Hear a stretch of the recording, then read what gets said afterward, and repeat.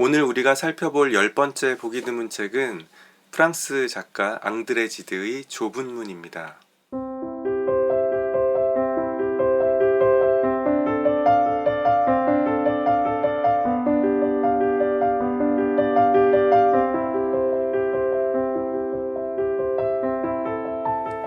안녕하세요. 보기 드문 책 문지혁입니다. 오늘 우리가 살펴볼 10번째 보기 드문 책은 프랑스 작가 앙드레 지드의 좁은 문입니다.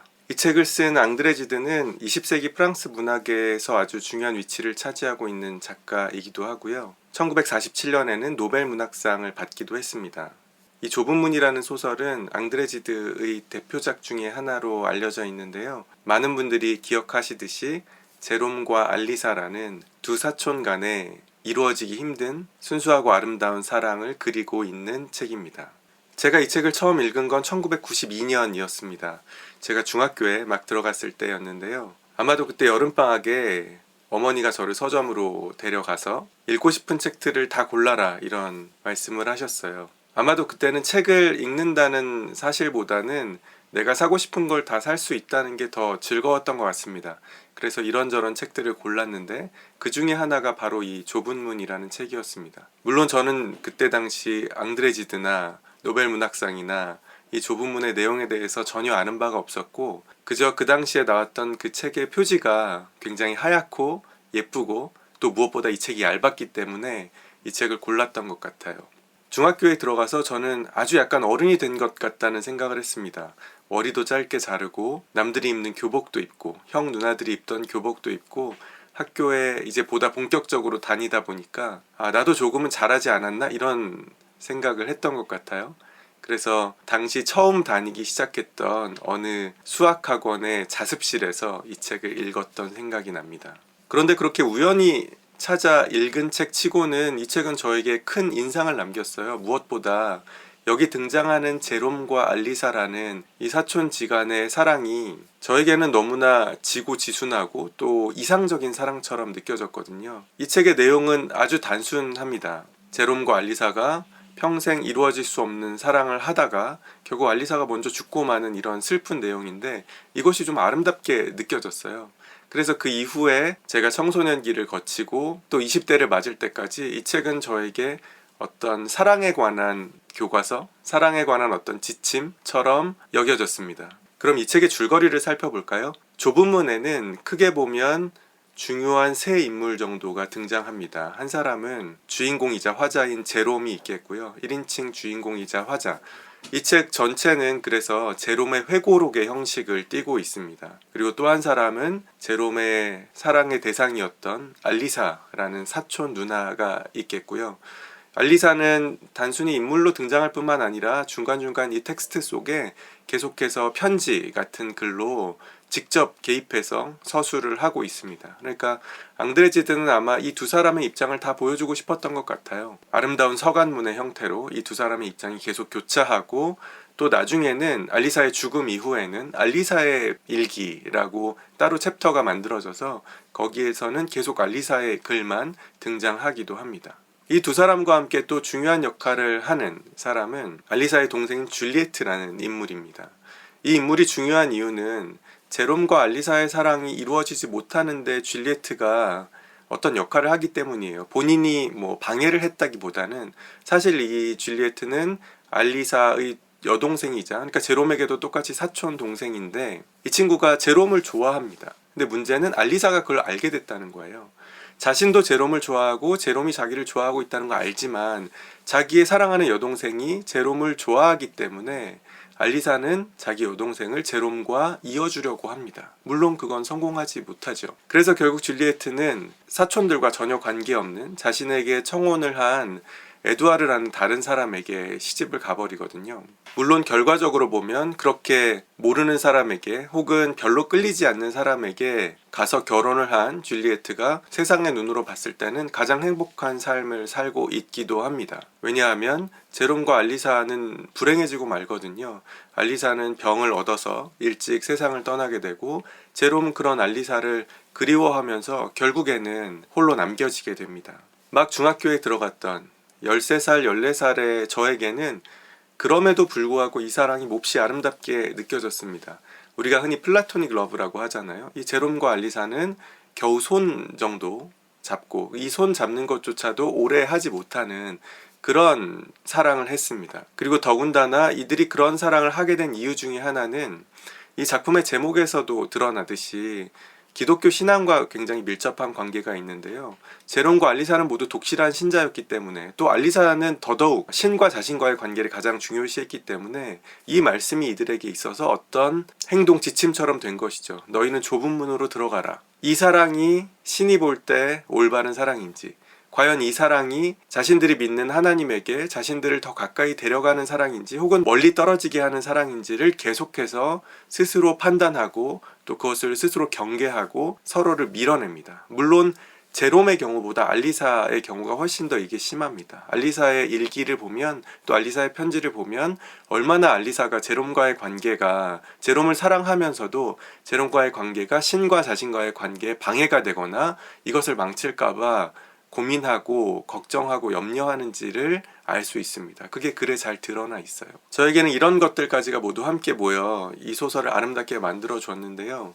그래서 그 이후에 제가 새로운 사람을 만날 때나 사랑에 빠질 때나 뭔가 연애를 시작할 때도 큰 영향을 주었던 것 같습니다. 하지만 이 책을 이제 나중에 읽어보니까, 다 자란 후에 또 몇십 년의 세월이 흐른 뒤에 읽어보니까 뒤늦게서야 이 소설이 이 젊은 남녀의 아름다운 사랑, 순수한 사랑, 플라토닉 러브를 그리기 위해서 쓴 것이 아니라는 걸 깨달았습니다. 사실 그 반대였어요. 이 소설은 이토록 종교라는 이름에, 신이라는 이름에, 또 율법과 계율이라는 이름의 것들이 우리를 얼마나 억압하는가, 그리고 거기에 묶여있는 인간이 얼마나 스스로의 삶을, 또 스스로의 사랑을 불행하게 만들 수 있는가를 비판한 소설이라는 것을 알게 됐습니다. 참 역설적인 일이죠. 이들의 사랑이 아름답게 보이면 보일수록 사실은 이들의 사랑을 비판하고 있는 앙드레지드의 전략이 성공하고 있다고 볼 수도 있겠습니다. 그래서 결국 제롬과 알리사는 모두 어떤 의미에서는 불행해졌습니다. 차라리 자신들에게 더욱 솔직하고 서로를 향한 끌림을 있는 그대로 표현했더라면 이들은 잘 이어져서 줄리에트처럼 새로운 가정을 이루고 아이를 낳으면서 살 수 있었을 텐데, 결국은 신을 향한 맹목적인 사랑 때문에 서로에 관한 사랑을 오히려 제대로 보지 못했던 것이죠. 이것을 이 작품 속에서 드러내주는 몇 가지 단서가 있습니다. 이 작품의 맨 마지막 장면을 보면 알리사가 죽을 때가 돼서 병이 심해지니까 혼자 자신의 고향을 떠나서 어느 요양원에 들어가서 죽음을 맞이하면서 글을 씁니다. 그리고 이것을 나중에 제롬에게 전해달라는 말을 남기는데요. 한참의 시간이 흐른 뒤에, 그러니까 알리사는 홀로 죽음을 맞이하고 제롬이 줄리에트를 찾아갔을 때 줄리에트가 이것을 제롬에게 건네면서 이런 말을 합니다. 자, 잠에서 깨어야지요. 사촌 오빠인 제롬에게 이렇게 말하는 거예요. 자, 잠에서 깨어야지요. 그리고 나서 하녀가 등불을 들고 들어왔다. 이것이 이 소설의 마지막 문장입니다. 하녀가 등불을 들고 들어왔다. 재미있는 것은 제가 27년 전에 이 소설을 처음 읽었을 때도 이 문장이 이상하게 마음에 남았어요. 그 후 오랜 세월을 지나는 동안에도 좁은 문을 생각하면 항상 하녀가 등불을 들고 들어왔다. 이 문장이 특별할 것도 없고 이상할 것도 없는 문장인데, 어떻게 보면 그냥 현실적이고 굉장히 단순한 문장인데 이 문장이 기억이 나는 거예요. 이 책을 생각할 때마다. 그런데 사실은 이 문장이 굉장히 중요한 문장이기도 합니다.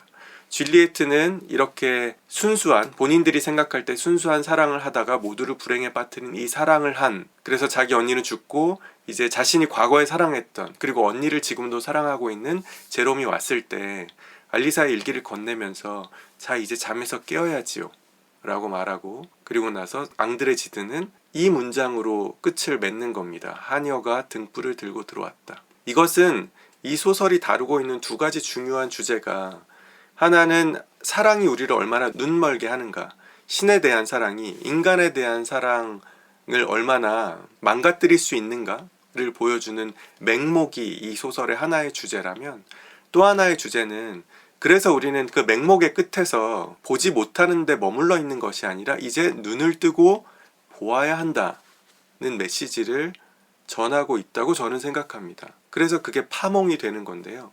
잠에서 깬다는 것, 꿈에서 깬다는 것, 감았던 눈을 뜬다는 것, 일종의 아이 오프닝 프로세스가 여기에 등장하고 있습니다. 줄리에트는 말하고 있는 것이죠. 이제 잠에서 깰 때가 되었다고. 그리고 마침 하녀가 등불을 들고 들어옵니다. 날은 어두워져서 이 어두워진 것은 단순히 시간적이고 물리적인 배경일 뿐만 아니라 어떻게 보면 제롬의 내면일 수도 있습니다. 어두워져 있는 그 내면에 이제 하나의 등불이 들어오는 것이죠. 이 등불은 우리가 계몽이라고 말하는 것이 사실 인라이트먼트잖아요. 불을 밝혀주는 것이 계몽인데 여기에서는 계몽이라기보다는 넓은 의미의 계몽, 그러니까 일종의 꿈을 깨는 계기, 하나의 파몽, 이렇게 부를 수 있을 것 같습니다. 좋은 책이란 어떤 책일까요? 고전이란 또 어떤 책일까요? 저는 시간을 두고 읽었을 때 다르게 읽힐 수 있는 것, 인생의 여러 시기에서 각자 다른 의미로 해석될 수 있는 책이 정말로 좋은 책이 아닐까 싶습니다. 마치 제가 어릴 때 읽었던 좁은 문과 이제 다시 읽는 좁은 문이 전혀 다른 의미로 다가오는 것처럼 아마도 그런 의미에서는 이 좁은 문이라는 책 역시 좋은 책, 하나의 고전이라고 할 수 있을 것 같습니다. 또 한 가지 흥미로운 사실은 책은 이렇게 끝나지만 실제 앙드레지드의 삶을 보면 이것은 앙드레지드의 자전적인 요소가 섞여 있는 책이기도 하거든요. 그래서 본인은 알리사로 여기에 표현된 그 사촌 누나와 결혼을 합니다. 소설에서는 이어지지 않게 했는데 현실에서는 결혼을 했어요. 근데 더 슬픈 것은 앙드레지드는 양성애자이기도 했을 뿐만 아니라 꼭 그래서만은 아니겠죠. 그런데 이 사촌 누나, 자신이 결혼한 사촌 누나와는 끝까지 플라토닉한 사랑을 유지했다고 전해집니다. 그래서 그걸 굉장히 괴로워했다고 해요, 상대방이. 그러니까 이 제롬과 알리사라는 이 환상적인, 어떻게 보면 현실적이지 못한 이야기를 오히려 앙드레지드는 현실에서는 그걸 실제로 이룬 것이죠. 그리고 그 플라토닉한 사랑을 유지했습니다. 그런데 그래서 양쪽 다 행복했는가? 역시 그건 또 아닌 것 같습니다. 사실 저는 이 소설을 10년에 한 번 정도씩 읽었던 것 같은데요. 처음 어렸을 때 읽을 때는 이것이 아름다운 사랑 이야기라고 생각했고, 그래서 이걸 사랑의 지침으로 삼았고, 그 다음 10년, 15년 후에 읽었을 때는 이것이 사실은 플라토닉 러브를 비판한 소설이라는 걸 깨달았고, 이번에 가장 최근에 다시 읽었을 때는 앙드레지드가 얼마나 위대한 작가인지를 깨닫게 됐습니다. 여기에 표현되어 있는 어떤 심리들, 내면들, 그리고 그런 묘사들이 몹시 아름답게 느껴졌거든요. 그래서 이 소설은 그렇게 긴 소설은 아니지만 시대를 뛰어넘는 고전으로 살아남을 만하다라는 생각을 다시금 하게 됐습니다. 그래서 이 소설에서 특히 좋은 몇 개의 장면을 좀 읽어보도록 하겠습니다. 첫 번째 장면은 서로를 사랑하는 것을 알고 있지만 여러 가지 문제 때문에 이어질 수는 없는, 그 사랑을 실제로 시작할 수는 없는 제롬과 알리사가 여름날 잠깐 재회했을 때의 장면인데요. 제롬은 그 장면에 대해서 이렇게 적고 있습니다. 계절에 비해 날씨가 더웠다. 우리가 걸어온 언덕배기는 햇볕에 노출되어 매력이라고는 없었다. 잎이 떨어진 나무들은 우리에게 피할 곳을 제공해주지 않았다. 이모님이 기다리고 있는 마차로 빨리 돌아가야 한다는 염려에 뒤쫓기며 우리는 불편할 정도로 걸음을 빨리 했다. 두통으로 죄어오는 머리에서 나는 한 가지 생각도 짜낼 수가 없었다. 겉모습을 갖추기 위해서, 또는 이런 동작이 말을 대신할 수도 있다는 것 때문에 나는 계속 걸으면서 알리사가 내맡긴 손을 잡고 있었다. 감정의 동요, 빨리 걷는 숨과 쁨, 그리고 침묵을 지키고 있는 것의 거북스러움이 우리의 얼굴에 피를 몰아왔다. 나의 관자놀이에 피가 뛰는 소리가 들렸다. 알리사는 흉하게 얼굴이 상기되어 있었다. 그러고는 곧 땀에 젖은 손을 서로 붙들고 있다고 느끼는 어색함 때문에 우리는 손을 놓고 각자 쓸쓸히 내려뜨렸다. 우리는 너무 서둘렀으므로 마차보다도 훨씬 먼저 내거리에 도착했다. 이모님은 우리에게 얘기할 시간을 주기 위해 다른 길로 해서 아주 천천히 마차를 몰고 오셨던 것이다. 우리는 언덕 비탈에 앉았다. 땀에 흠뻑 젖어 있었기 때문에 갑자기 인 찬 바람이 우리를 오싹하게 했다. 이윽고 우리는 마차를 마중하러 가려고 자리에서 일어섰다. 둘이 손을 잡고 걷다가, 그리고 이모님이 이 둘을 위해서 자리를 비켜줬어요. 마차를 가지고 천천히 돌아오고 있었습니다. 그런데 손을 잡고 있다가 땀 때문에 축축해져서 어색해져서 손을 놓았습니다. 그랬더니 어디선가 갑자기 찬바람이 불어와서 우리를 오싹하게 만들었어요. 이거는 그 당시에 이들이 느끼는 감정이기도 하지만 이후에 이들이 어떻게 될 것인가를 말해주는 일종의 복선이라고도 볼 수 있겠습니다. 똑같은 장면을 그 이후에 제롬이 받은 알리사의 편지에서 알리사는 이렇게 표현하고 있습니다. 그러나 오르쉐에서 우리의 침통한 산포가 끝내 침묵 속에서 끝나는 것을 보았을 때, 그리고 특히 우리의 손이 서로 떨어져서 희망 없이 내려뜨려졌을 때, 나는 슬픔과 고통으로 가슴이 무너져 내리는 줄 알았다. 그러나 나를 가장 슬프게 하는 것은 내 손이 내 손을 놓아버렸다는 것이 아니라 내 손이 그렇게 하지 않았다면 내 손이 먼저 그렇게 했으리라고 느껴지는 것이었어. 내 손 역시 너의 손 안에서 즐거워하지 않았으니까. 그러니까 이들은 사랑을 이런 방식으로 고백하고 있습니다. 정말로 슬픈 것은 네가 내 손을 놓았다는 게 아니라 네가 그렇게 안 했으면 내가 먼저 했으리라는 것 때문에 나는 슬펐다. 이렇게 말하는 것이죠. 어떻게 보면 지금의 시선으로 또 어른의 시선으로 바라봤을 때는 답답한 일들을 이들이 하고 있습니다. 그렇지만 이들에게는 이것이 가장 중요한, 가장 지고한, 가장 성스러운 어떤 사랑의 형태라는 것이 이 비극을 설명해 주는 것이기도 하죠. 이들이 자신들의 사랑에 대해 어떻게 생각하는지를 보여주는 또 하나의 장면이 있습니다. 제롬, 나는 네 곁에서 사람이 행복할 수 있으리라고 믿었던 것 이상으로 행복하게 느끼고 있어. 하지만 믿어줘. 우리는 행복을 위해 태어난 게 아니야. 영원히 행복함보다 무엇을 더 바랄 수 있겠니? 내가 격렬하게 외쳤다. 그녀가 중얼거렸다. 성스러움. 너무도 낮은 소리였기 때문에 나는 그 말을 들었다기보다는 차라리 그렇게 짐작했다. 나의 모든 행복은 날개를 펴고 내 곁을 떠나 저 멀리 하늘로 날아가 버렸다. 네가 없이는 나는 거기에 이르지 못해. 그녀의 무릎에 얼굴을 파묻고 슬픔이 아니라 사랑에 복받쳐 어린애처럼 울면서 나는 되풀이했다. 너 없이는 안 돼. 너 없이는 안 돼. 그러고 나서 그날은 다른 날들처럼 흘러갔다. 그러나 저녁에 알리사는 작은 자수정 보석을 달지 않고 나타났다. 나는 나의 약속을 충실히 지켜 다음날 이른 새벽에 떠나왔다. 이들의 사랑에 불행한 순간만 있었던 건 아닙니다. 사실 행복한 순간도 아주 잠깐 있었는데 방금 읽었던 부분이 바로 그때 중 하나라고 할 수 있겠죠. 하지만 이런 행복한 순간에도 이들은 계속해서 어떻게 보면 자신들이 불행해질 수 있는 단서들을 만들어 놓습니다. 알리사는 자신의 자수정 목걸이를 보여주면서 이걸 메고 있는 동안에, 저녁 식사 동안에 이것을 자기가 하고 나타나는 동안에는 여기를 떠나지 말아 달라고 이야기합니다. 그리고 어느 날이든 자신이 목걸이를 하지 않고 저녁 식사 자리에 내려가는 날이 되면 그 다음날 말없이 떠나달라고 부탁하는 것이죠. 지금 이들의 작은 말다툼, 우리는 행복을 위해서 살고 있는 게 아니니? 라고 물어봤을 때 작은 말다툼을 둘이 하게 되죠. 알리사는 우리가 행복을 위해 태어난 게 아니라고 합니다. 그러니까 제롬이 강하게 항변하죠. 그렇다면 도대체 뭘 위해서 우리는 살아가고 있냐? 라고 물으니까 알리사는 성스러움이라고 대답합니다.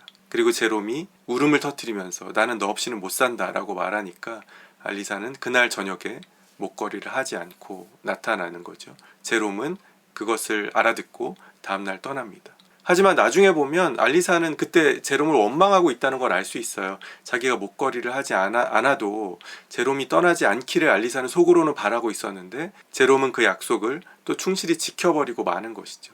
이렇게 답답하고 요즘 소위 말하는 고구마 먹는 그런 상황이, 고구마를 입안 한가득 베어물고 있는 상황이 이 소설 내내 반복됩니다.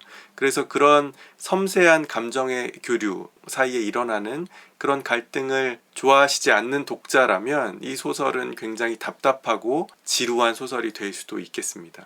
마지막으로 제가 가장 아름답다고 생각하는, 그리고 슬프다고 생각하는 이 소설의 마지막 장면을 함께 읽어보도록 하겠습니다. 이리로 오세요. 벌써 어두워진 좀 더 작은 방으로 앞서 들어가면서 그녀가 불쑥 말했다. 그 방의 한쪽 문은 그녀의 침실로 나 있고 다른 한쪽 문은 응접실로 나 있었다. 잠시 시간이 날 때면 나는 이리로 피신해요. 여기가 집에서 제일 조용한 방이죠. 여기서는 거의 생활에서 도피해 있는 것처럼 느껴져요.